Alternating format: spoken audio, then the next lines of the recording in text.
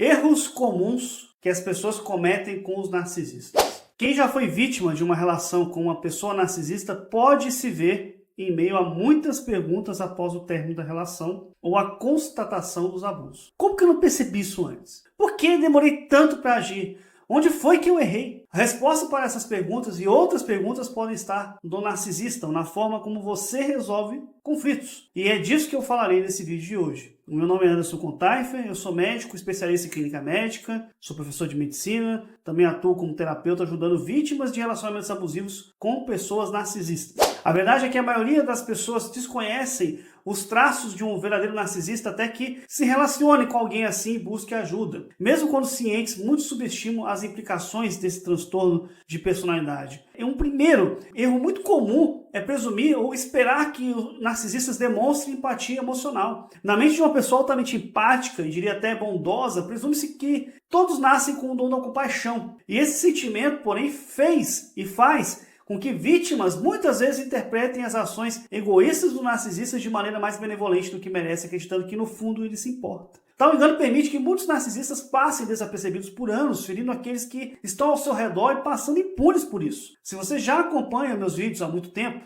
sabe que a verdade é que os narcisistas carecem de uma empatia autêntica. Embora possam compreender racionalmente o dano causado, eles não sentem genuinamente culpa ou remorso. Quando afirmam se sentirem mal, é provável que estejam mentindo para simular um arrependimento e manter uma fachada virtuosa. Diferentemente de indivíduos mentalmente saudáveis, que evitam repetir atos que causam desconfortos emocionais nas outras pessoas, os narcisistas apenas lamentam terem sido descobertos. Destituídos de verdadeiros sentimentos de culpa, eles podem cometer os mesmos atos reiteradamente, especialmente se acreditarem que podem escapar de forma ilesa. Ao lidar com uma pessoa narcisista, jamais presuma que essa pessoa sente remorso apenas porque diz sentir. Analise as suas motivações e o que ele ou ela tem a ganhar com a tal afirmação. Uma segunda coisa a ter em mente é que jamais confie que narcisistas cumprirão promessas. A maioria das pessoas cumpre promessas por temer o desconforto da culpa, caso não façam. Novamente, essa máxima não se aplica a narcisistas devido à falta de empatia emocional. Ainda assim, presume-se que eles cumprirão acordos ou, ao menos, se esforçarão para tanto, especialmente quando exibem discursos eloquentes e convincentes. No entanto,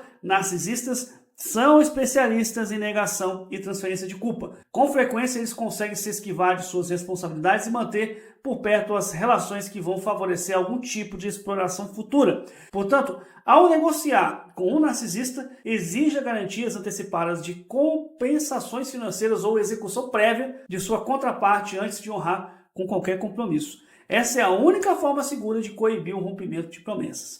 Uma terceira coisa que você pode fazer para não cometer erros ao se envolver ou evitar narcisistas é observe as ações, não apenas as palavras. Narcisistas costumam encobrir falhas por meio constante de autopromoção de virtudes. E eles podem falar de forma efusiva sobre empatia e bondade, publicar auxílios a causas nobres em redes sociais ou até frequentar cultos religiosos. Com tal fachada de entusiasmo filantrópico, facilmente convence muitos da sua real bondade, mesmo diante de evidências contrárias. Porém, isso não é garantia de nada. Um advogado pode ser conhecido por defender os interesses dos mais pobres, mas ser um péssimo pai. Um líder religioso pode cantar os seus fiéis com seus discursos promovendo paz e caridade, mas desviar os fundos da igreja destinados à manutenção de sua própria instituição em causa própria. Portanto, é um erro crasso apenas ouvir o que os narcisistas dizem em vez de observar o que realmente fazem. Muitos se encantam com o que sai das suas bocas, ignorando as contundentes contradições nas ações desses indivíduos e acabam sendo pegos de surpresa mais tarde. Uma quarta coisa a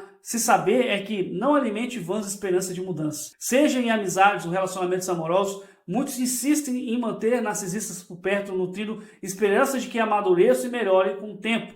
Embora essa expectativa seja razoável para a maioria das pessoas mentalmente saudáveis, não se aplica a narcisistas. Esses indivíduos apresentam uma lentíssima progressão em seu desenvolvimento emocional e psicológico. Quanto mais os conhecemos, menos maduros parecem ser, pois enquanto crescemos e evoluímos, eles permanecem praticamente inalterados. Essa estagnação amplia gradualmente a lacuna entre vocês, e a razão por trás dessa defasagem é que os narcisistas nunca acreditam necessitar de aprimoramento. Em suas mentes jamais estão errados e toda falha e culpa é alheia a eles. Portanto, carecem de motivação para mudar e evoluir, pois como vão aperfeiçoar algo que já é perfeito. E muitas vítimas toleram por anos as sequelas e abusos dos narcisistas, esperando pacientemente que um dia eles verão a luz e eles vão se redimir. Infelizmente, esses indivíduos raramente alcançam tal iluminação. Iludir-se com o potencial deles é um desastroso desperdício de valiosos anos que poderiam ser investidos em relacionamentos mais saudáveis. Um quinto conselho que eu poderia te dar é: não suponha que todos os narcisistas sejam meramente falhos, mas ainda boas pessoas.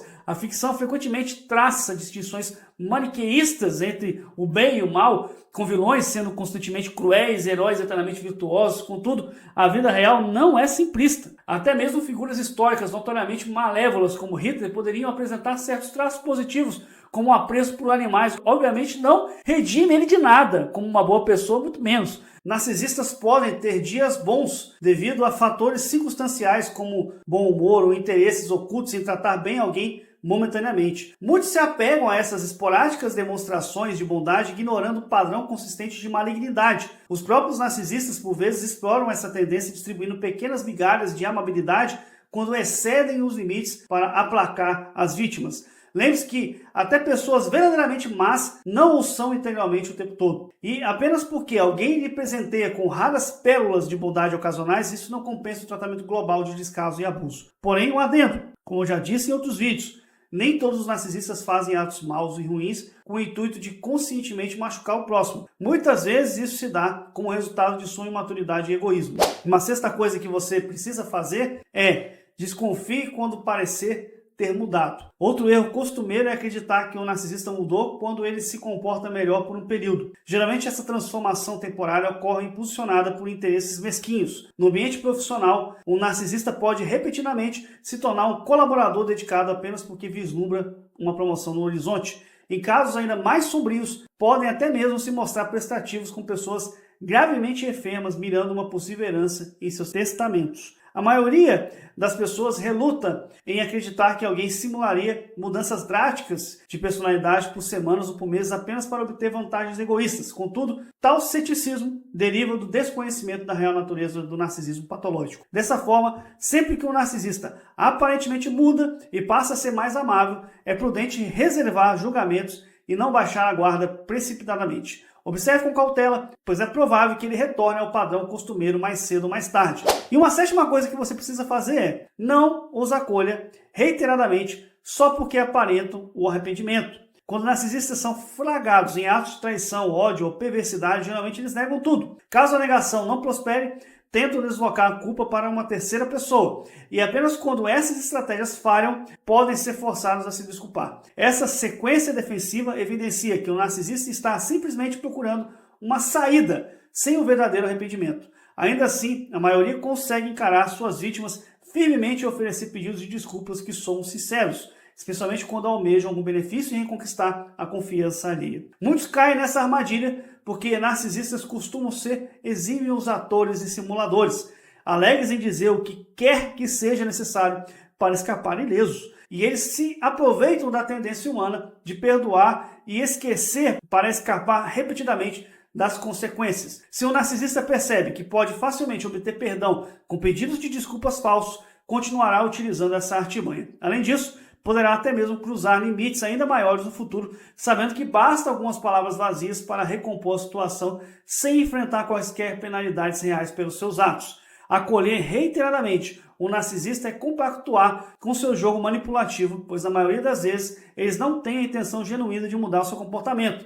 Quaisquer transformações são meramente temporárias até que a poeira baixe, quando então retornarão aos seus velhos padrões novamente, num ciclo interminável e prejudicial. Se você acredita ter se relacionado com alguém assim na sua vida e gostaria de acelerar o seu processo de cura dos danos e traumas causados por essa pessoa, eu gostaria de convidar você para conhecer o meu programa Quebrando as Algemas, com mais de 60 aulas voltadas exclusivamente para a recuperação do abuso narcisista e um grupo de apoio com outros sobreviventes. Você terá acesso a tudo o que você necessita para definir e manter limites firmes, tornando-se alguém mais seguro, mais segura, mais confiante, mais alegre, uma pessoa menos ansiosa ao lidar com os outros. Para saber mais sobre o Quebrando as Algemas e fazer a sua inscrição agora mesmo, acesse o link que está na descrição desse vídeo ou digite aí no seu navegador o endereço que aparece na sua tela, que é o www.quebrandoasalgemas.com.br. Você também pode ter contato diretamente comigo para que eu possa ouvir a sua história e te orientar de modo particular. Para isso, basta você agendar uma consultoria individual, onde nós conversaremos por 1 hora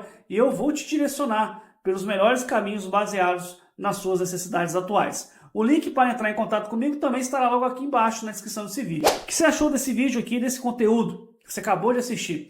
Não deixe de se inscrever no meu canal se você ainda não é inscrito. Curta, comente aqui embaixo. O seu comentário é muito importante para que o YouTube possa entender que esse conteúdo é relevante e alcance outras pessoas que também precisem de assistir como você acabou de assistir. Agora, para se aprofundar ainda mais nesse assunto, você precisa de assistir esse vídeo aqui embaixo. Alma Gêmea, a presa final de um narcisista. Muito obrigado por ter chegado até aqui, um grande abraço e até o próximo vídeo aqui no meu canal.